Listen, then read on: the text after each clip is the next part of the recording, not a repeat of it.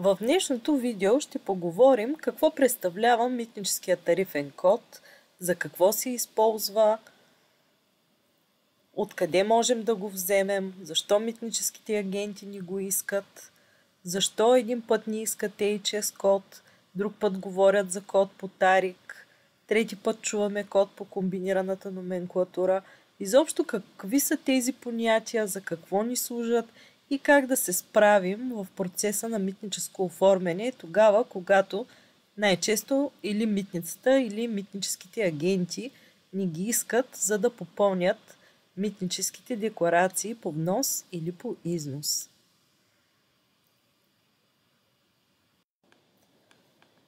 Най-честата ситуация в търговската практика е следната.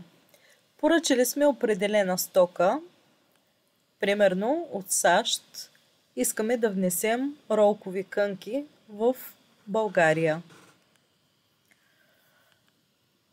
Стоката тръгва, на път е да пристигне, поръчали сме я по куриер и в един момент установяваме, че куриерът ни е изпратил на имейла едно писмо, с което ни призовава да му изпратим търговските документи за стоката, пълномощно, с което да я освободи пред митница и да му предоставим тарифен код, на база на който да пресметне митните сборове.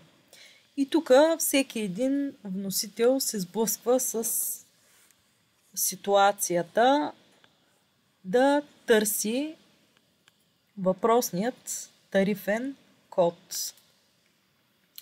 Масово вносителите, които нямат опит, смятат, че всички въпроси, които са свързани с митница, трябва да се решават и всякакви информации, които митницата иска, трябва да се осигуряват и да се предоставят от митническите агенти.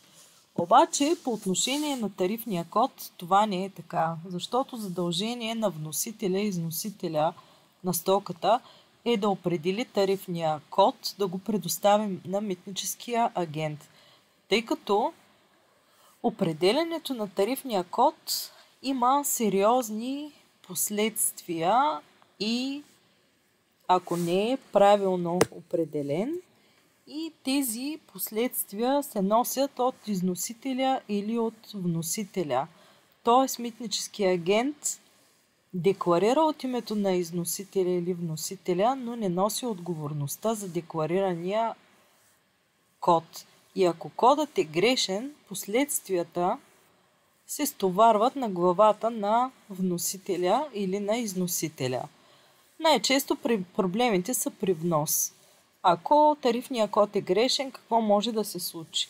Митницата може да задържи пратката, да наложи по-големи митни сборове, ако сме предоставили код, който сочи към по-малко мито, може дори да я конфискува. Реномето ни на вносител пред митниците ще пострада.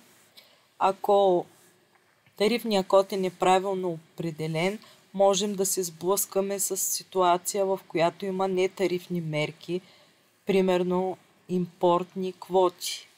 И ние нямаме лиценз да внесем тази стока, не можем да я внесем и трябва да я върнем откъдето сме я купили.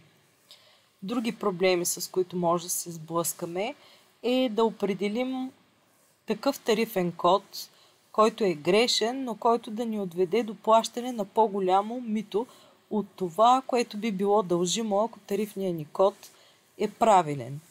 И куп други такива неприятни ситуации.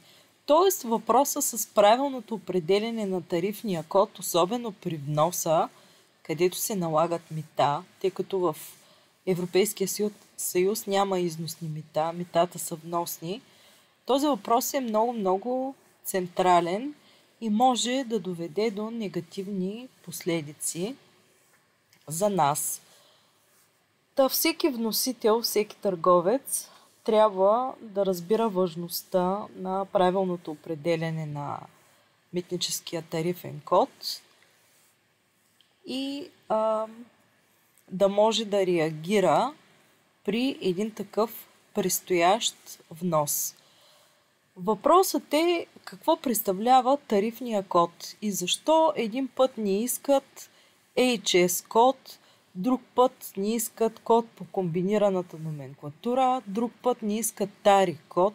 Какви са всички тези кодове? В крайна сметка, кой ни трябва от тези кодове ни трябва, за да си обмитим стоката в Европейския съюз?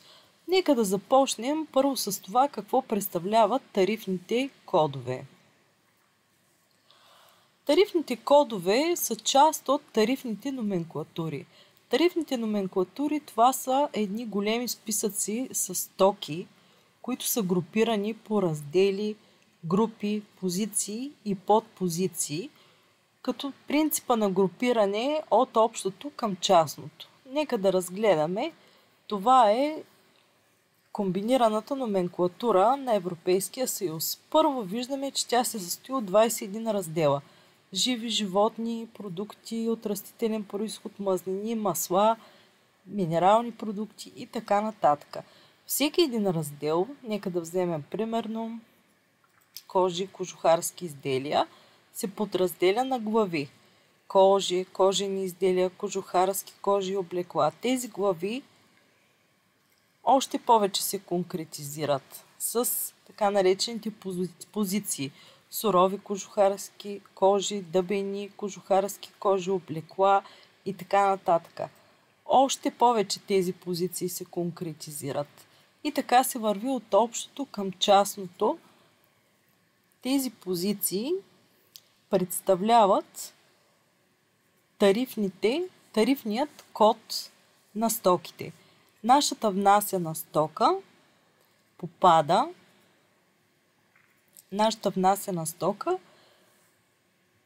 на нея съответства само един единствен тарифен код, който е правилният. Една стока не може да има 2 или 3 тарифни кода. Нека сега обаче разгледаме видовете тарифни кодове. Какви са те и защо има толкова много видове?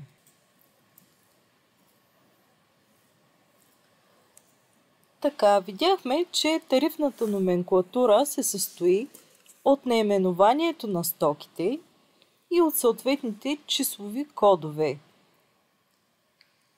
По принцип съществуват в световен мащаб множество национални тарифни номенклатури. Обаче почти всички от тях са базирани на така наречената хармонизирана система за описание и кодиране на стоките. Какво представлява хармонизираната система за описание и кодиране на стоките? Тази система е създадена от Световната митническа организация и ратифицирана с международна конвенция през 1988 година. Тя представлява една такава стокова номенклатура, т.е. на всяка група стоки съответства един определен тарифен код. Като разполагаме с това кодиране, ние можем да възприемем определена степен на унифициране на стоките. Въпросната номенклатура се използва от страните, които са я приели, като една база да се изграждат националните митнически тарифи и да се събират митнически и статистически данни. Хармонизираната система се състои от 21 раздела и 99 групи стоки. Тук основното е, че стоките се идентифицират с 6-цифрен номер. Това е така наречения HS код. Когато ни попитат какъв е HS кода на стоката, вече знаем, че това е кодът от хармонизираната система за описание и кодиране на стоките. Тази система е международна система. Съответно, ако нашият доставчик, примерно е от САЩ, САЩ е страна, която е ратифицирала конвенцията, той може да ни предостави такъв 6-цифрен номер, който ще важи както в САЩ, така и тук. Това е така наречения HS код. Тоест, нашия доставчик, понеже най-добре познава произвежданото от него изделие, той е преценил неговите качества, свойства, тарифирал го е на база на хармонизираната система и може да ни предостави като база този HS код. Това е първото понятие, първата наша стъпка.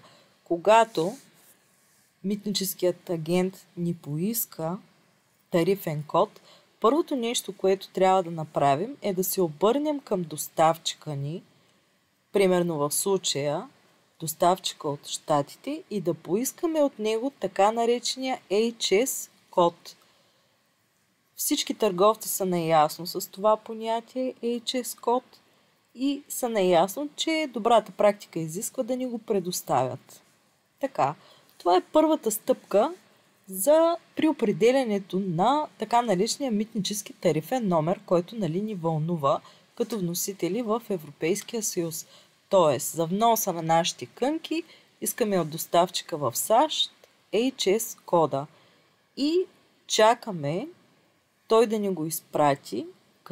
Когато ни го изпрати, трябва да проверим дали е 6-цифрен. Ако е 6-цифрен, значи всичко е наред. Можем да проверим дали този 6-цифрен код съществува в хармонизираната система.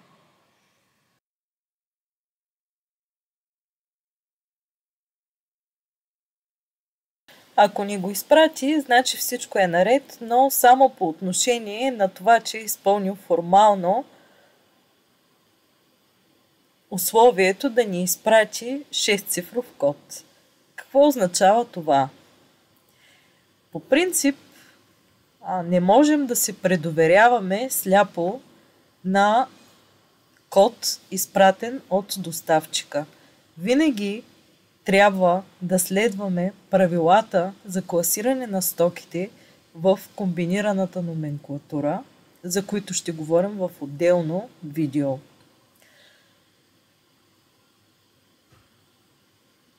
Като цяло доставчика може да бъде добросъвестен, но той може да е класирал грешно поради незнание, поради някакви други съображения. Може да е класирал грешно изнасената от него стока. Така че ние можем като първа стъпка да ползваме като ориентир този HS код, но винаги трябва да следваме правилата на Европейския съюз, правилата на комбинираната номенклатура и на всички инструменти, които европейското законодателство предоставя, за да проверим верността на този код. И дори когато ги следваме тези правила, тъй като част от тях са доста общи, можем да изпаднем в ситуация, в която да имаме негативни последици от погрешно тарифиране. Т.е. можем да изпаднем в ситуация, в която да спорим с институциите и да достигнем до съдебни дела относно декларирания от нас тарифен код. Така че за препоръчване е винаги да се допитваме до услугите на специалист по тарифиране на стоки. В най-общия случай това са митническите агенти.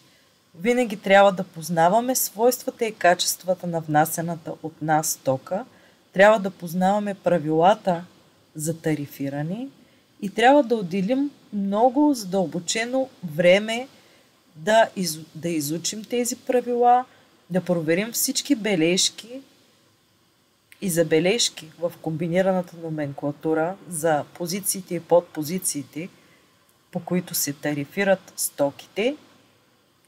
И едва тогава можем да сме относително сигурни, че декларираме стоката в правилния тарифен код.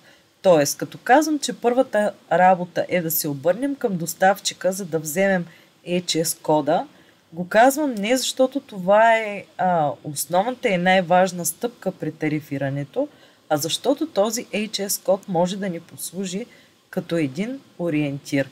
Но пак казвам, не знаем към момента дали стоката е тарифирана правилно от доставчика. Ако стоката не е тарифирана правилно и ние се предоверим сляпо, Това може да доведе до финансови загуби и проблеми с институциите не на този доставчик, а за нашата фирма, вносител.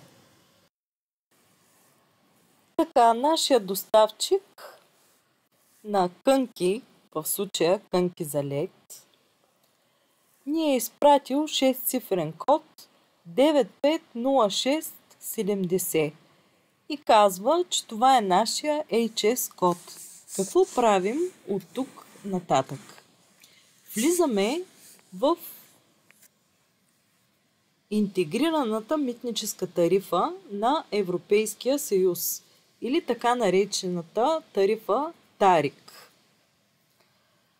Ето на този екран в мерки записваме кода на стоките. Записваме тези 6 цифри. Натискаме търсене на мерки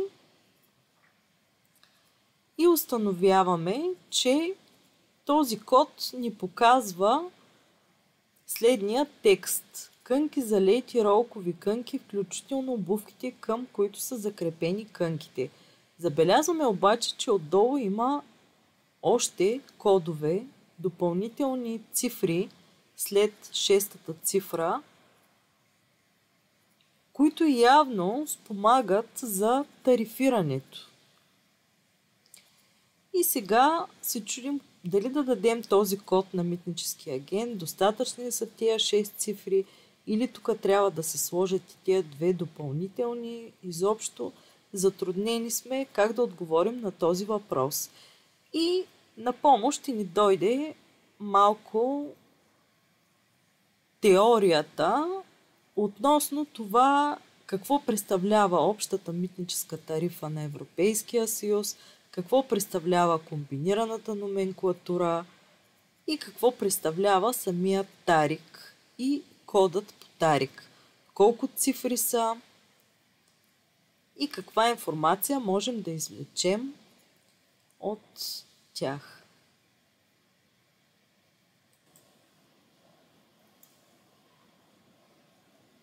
Така, както казахме, предстои ни внос в България. България е част от Европейския съюз. Значи трябва да изберем такива тарифни кодове, които да важат в Европейския съюз. И сега въпросът е, този HS код важи ли в Европейския съюз или не? Откъде да го намеря този, който важи в Европейския съюз и в крайна сметка какво мито ще платя? Как мога да намеря отговор на тези въпроси? Първо, нека да разберем какво представлява митническата тарифа на Европейския съюз.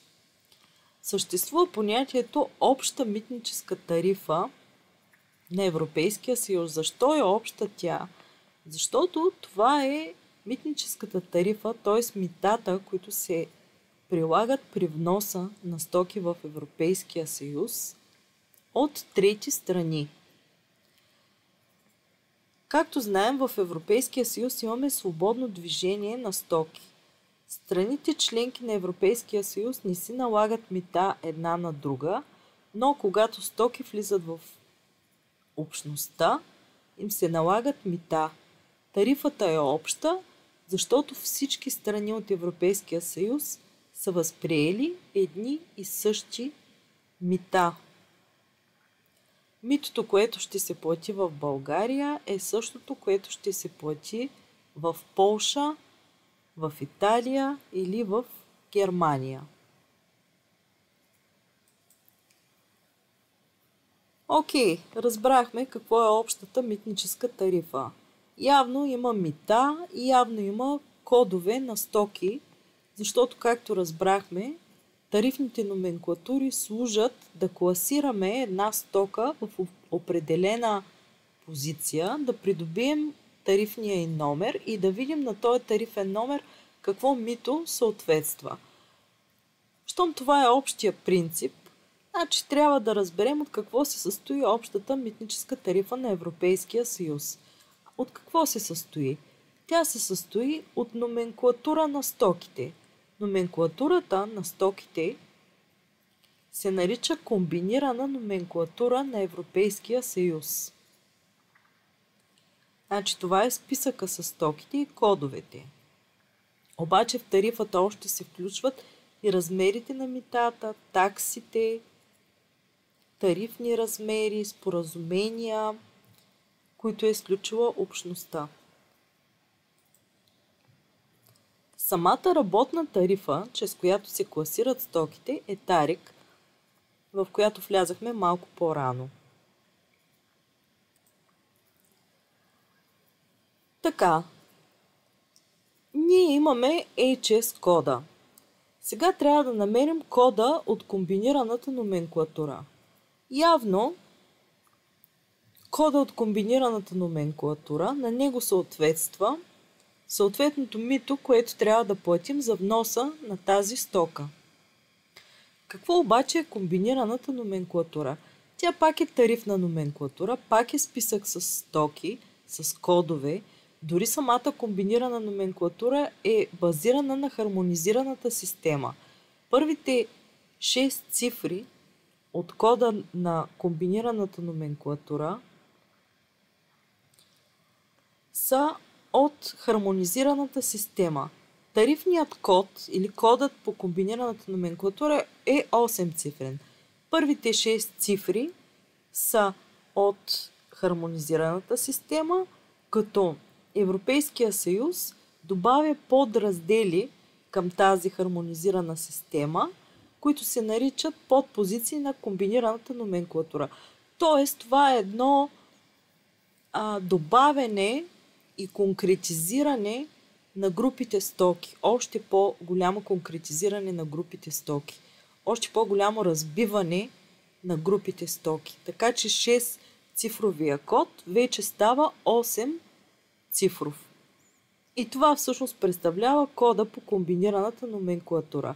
Така, в Европейския съюз значи имаме 8 цифров код, а пък 6 цифровия код е кодът на хармонизираната система. Така, значи на нас ни трябва 8 цифров код, за да класираме нашата стока. Нека пак се върнем на кънките за лед. Нашия доставчик ни даде 6 цифровия код по хармонизираната система. Каза, че това е 950670. Кънки за лед и ролкови кънки, включително обувките, към които са закрепени кънките. Добре, разбрахме, че кода от комбинираната номенклатура е 8 цифрен. Значи на нас ни трябват още 2 цифри. И виждаме тук, че този код 950670 се разделя на 95067010, след това 30, след това 90. И виждаме, че все повече се конкретизира тази стокова група. Виждаме, че при нас имаме пълно съответствие в наименованието. Кънки за лед. Ами да, ние това внасяме. Значи нашият код ще бъде 9506 7010. Това е нашият код по комбинираната номенклатура. Пак повтарям, искаме от доставчика HS кода, той е 6 цифрен. След това конкретизираме кода по комбинираната номенклатура. Това трябва да свършим ние, защото ние сме търговец в Европейския съюз и си знаем разпоредбите тук. Т.е. търсим 8 цифров код.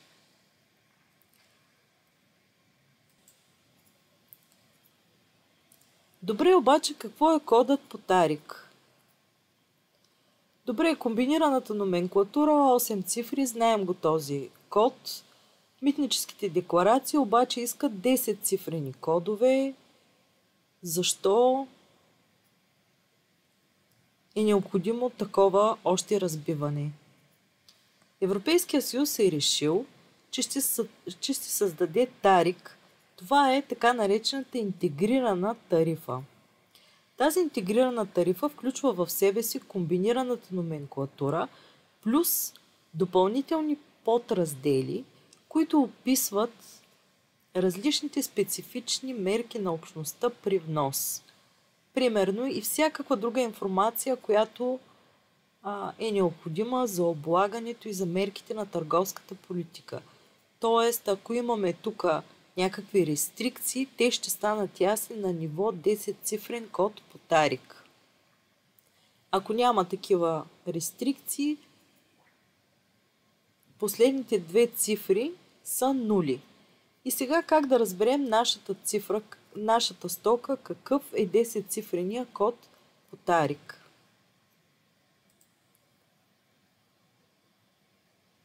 Връщаме се тук и виждаме 8-цифрения ни код за кънки за лед.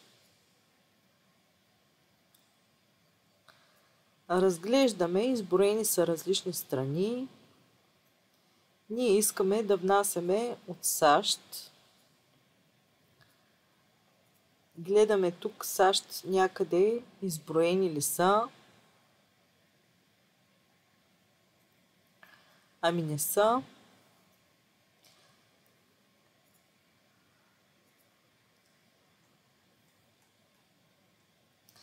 Виждаме, че нямаме по-голямо конкретизиране на тарифния код. Нямаме допълнителни цифри по тарик. Тоест, щом нямаме допълнителни цифри по тарик,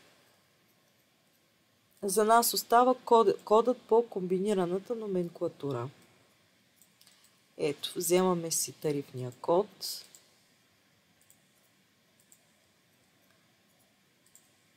Връщаме се отново в началният ни екран, където проверяваме тарифните кодове или тарик. Произход, дестинация, търсим си САЩ, защото искаме да ги внесем от Съединените американски щати, нашите кънки.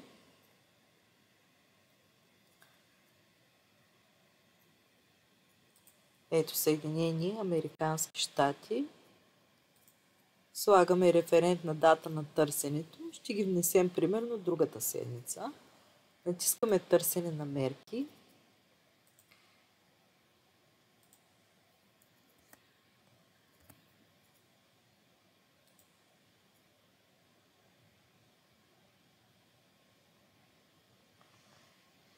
И ето ги мерките. Мито по отношение на трети страни 0%. Тоест, това са достатъчно данни, за да определим ставката на митото. Нека да разгледаме някой пример с 10-цифров код по тарик. Нека видим.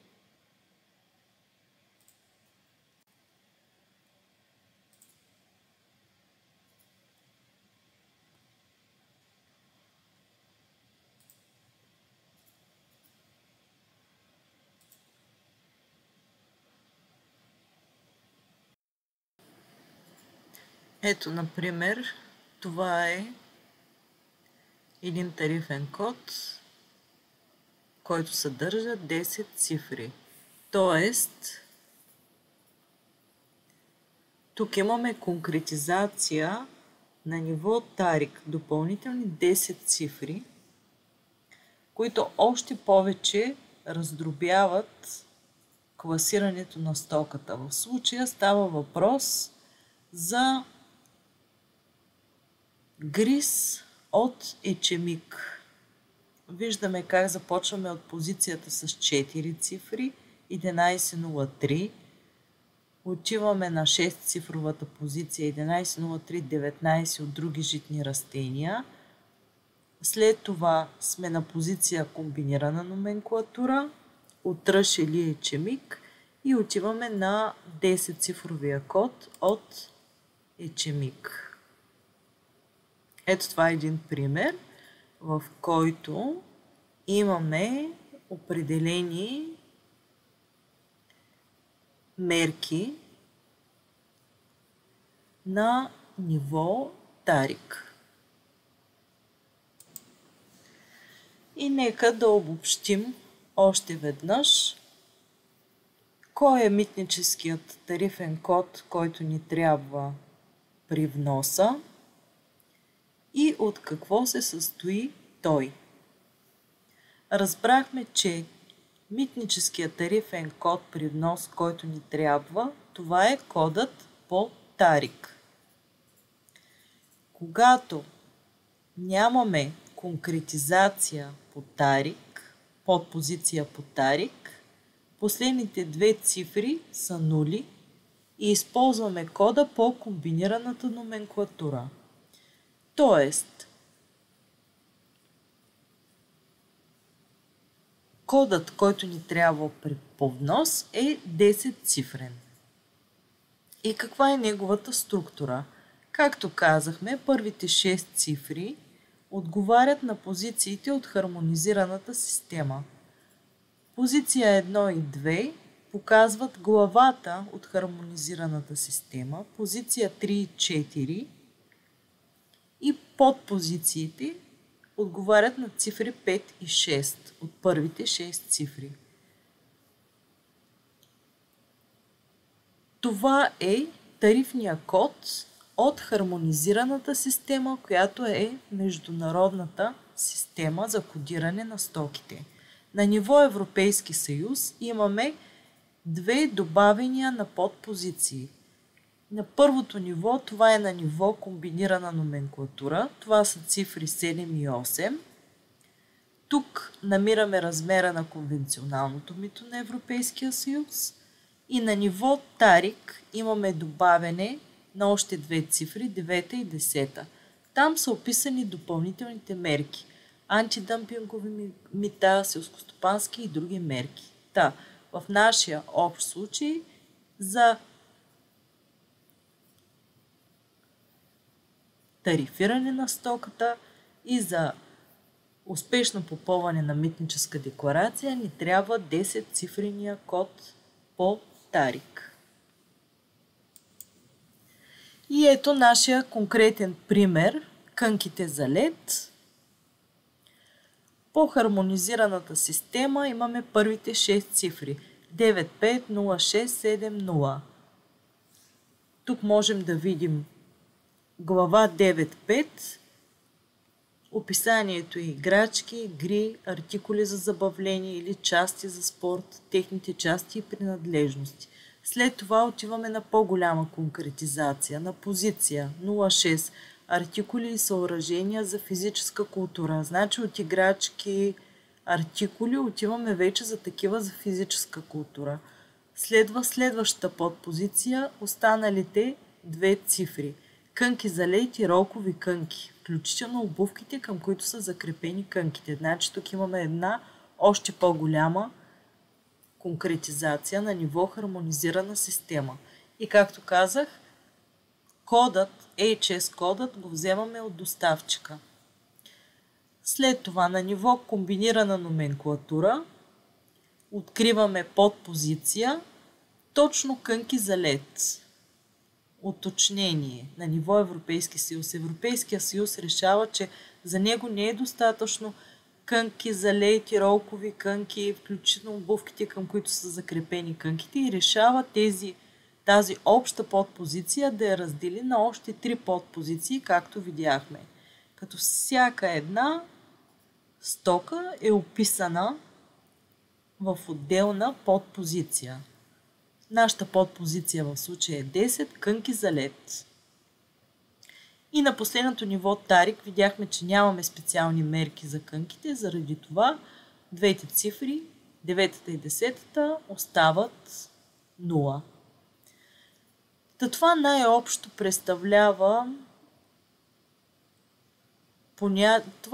представлява понятието за митнически тарифен код. В чисто оперативен порядък, това, което би ни свършило работа при вноса на една стока. Това е един ориентир какво да търсим, откъде да го вземем, как да го конкретизираме и какво да предоставим на митническите агенти. Тук трябва да се направи една оговорка, че описания случай не представлява класическия случай за тарифиране на стока. Класическият случай за тарифиране на стока започва от самото начало, т.е. няма кой да ни предостави на наш 6-цифрен код по хармонизираната система И ние трябва да извървим всички стъпки, като се базираме и на свойствата на стоката, на бележките в комбинираната номенклатура, общите правила за тълкуване и други, които ще бъдат предмет на отделно видео. В случая обаче ние сме вносител и можем да разчитаме на HS код, предоставен от доставчика. Т.е. половината от работата е свършена, ние трябва да намерим това, което отговаря на ниво Европейски съюз и то да бъде достатъчно адекватно. Търсим подпозиция от комбинираната номенклатура и подпозиция от Тарик. Рисковете ни са значително снижени в този смисъл. Надявам се, че това видео ви беше полезно, за да откроите различните понятия тогава, когато заговорим за тарифни кодове, кой кога се ползва и може да ви е от полза при едно практическо решаване на една вносна процедура.